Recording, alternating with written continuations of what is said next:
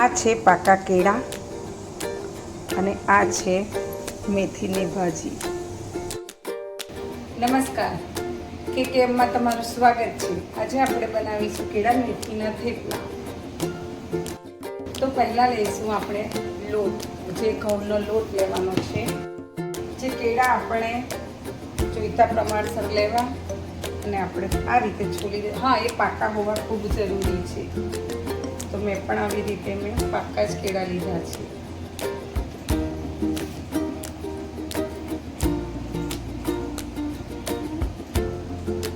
પાકા કેળા લેવાનું કારણ એટલું છે કે તેમાં કુદરતી મીઠાશ હોય છે.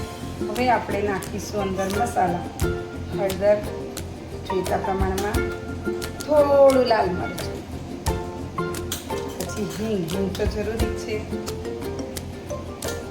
પછી આવશે ધાણા જીરું, એ પણ થોડા પ્રમાણમાં. પણ હા, એની અંદર તમે થોડું વધારે પડતું જીરું લેશો તો ખૂબ મજા આવશે. જેને જીરાનો ટેસ્ટ ભાવતો હોય તેને ખૂબ મજા આવશે.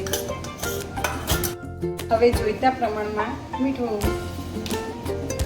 આની સાથે ખાંડ થોડી. જરૂરી નથી કે આપણે ખાંડીમાં નાખવી જોઈએ. કોઈને ભાવે, કોઈને નહીં પણ ભાવે, પણ નેચરલ જે છે મીઠાશ તે કેળાની જ છે. પણ હું થોડું નાખીશ કારણ કે મને ભાવે છે.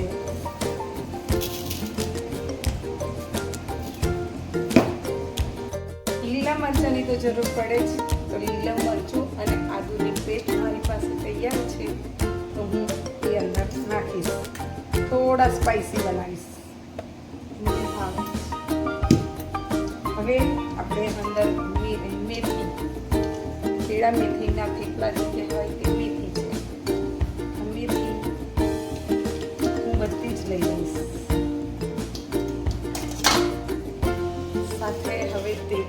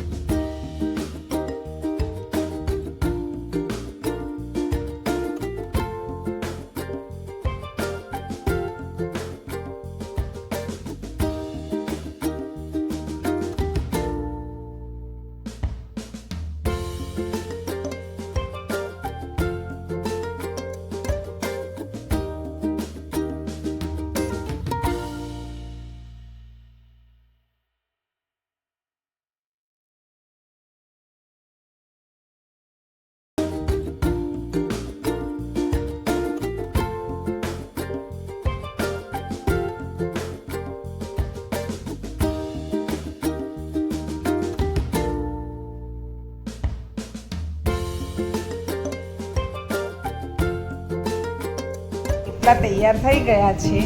હવે આપણે કાંદા કેરીનો છૂંદો છે, દહીં છે, તેની જોડે આપણે સરસ મજાનો ખાઈ શકીએ. છોકરાઓને પણ લંચમાં આપવાનું હોય તોય મજા આવશે.